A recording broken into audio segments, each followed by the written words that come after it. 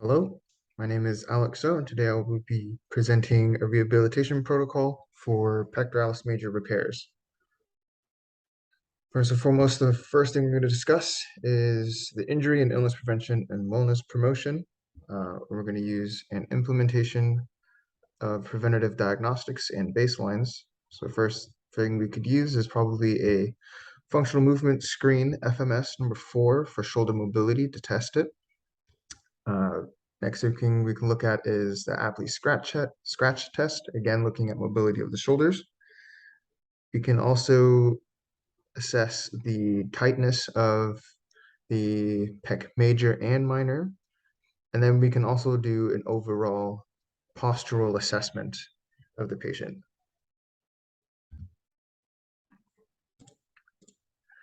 The next section we are going to discuss is the examination, assessment, and diagnosis part of this. So just basic anatomy, we have two parts of your pecs, one pec major, one pec minor. The pec major, the origin of it is going to be, there's two origins to this, and one of them is going to be the clavicular head to the medial one half of the clavicle. The other origin is going to be the sternocostal head, or attaches to the originates at the sternum. And then they both have one insertion at the intertubercular groove of the humerus. The actions of these is adduction, horizontal adduction, internal rotation of the humerus, flexion of the humerus, and anterior tilt of the scap. The nerve would be lateral and medial pectoral. As for the pectoralis minor, the origin is the anterior surface of ribs 3 through 5 near costal cartilages. The insertion point would be the coracoid process of the scap. Action would be protraction, depression, downward rotation, anterior tilt of the scap, and assists with forced exhalation. And the nerve that innervates that would be the medial pectoral. As far as special tests goes, there's no direct special test that'll assess if you have a ruptured pec. Typically what would be found is you could do manual muscle testing and range of motion assessments to decide whether or not, or to dictate whether or not the pec major or minor have been damaged. Another thing you could probably do is an Allen's test to assess pec minor tightness as well, but that's mainly for TOS. But again, we could use that test to see if it's intact as well.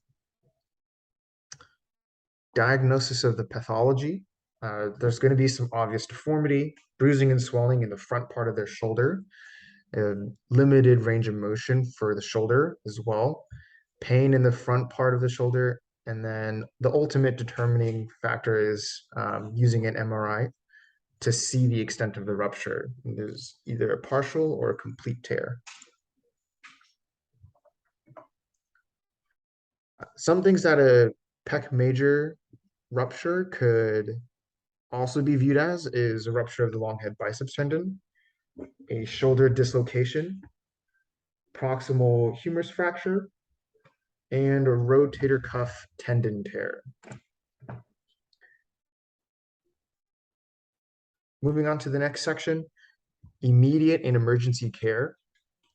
The biggest thing is if this happens on the field or if you're at an event, stabilize and sling and then refer out.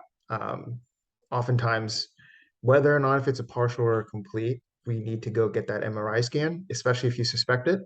And the only way to do that is you send it to the ER, get imaging done, and then we can move on from there. But stabilize and sling to the patient's comfort, and then refer out as quickly as possible. Next section, we're going to talk about therapeutic interventions. In the inflammatory phase, goals is to manage pain and swelling, and if they went under surgical repair, protect the repair. Use of sling for support until the MD or the surgeon says no. We can work on passive range of motion within that 90 to 40 degrees and external rotation to about 45 to 60 degrees.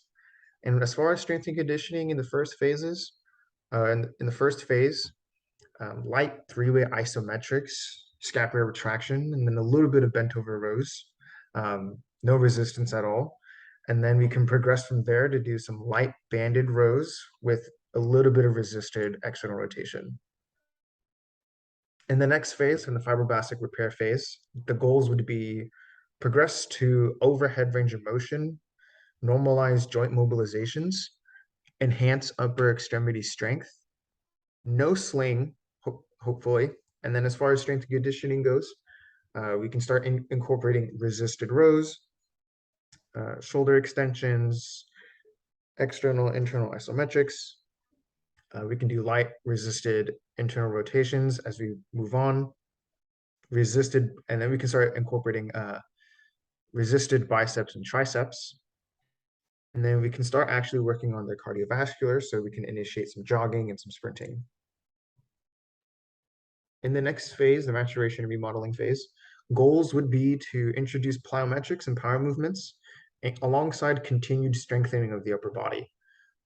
We definitely want to see a full symmetrical range of motion, and strength and conditioning. We'll start doing some light dumbbell pressing, some push-up progressions, start with the wall and then maybe to the floor.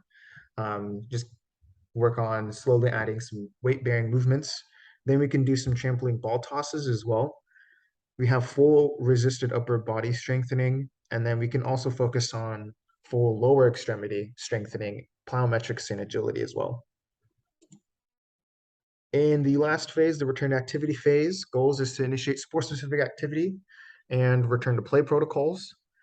And then for strength and conditioning, we have more rows, resisted rows, progression from there, extensions, external rotation, light internal rotation, resisted biceps and triceps, and then again, full lower extremity strengthening and plyometrics and agility. Here are my references, and this concludes the presentation. Thank you.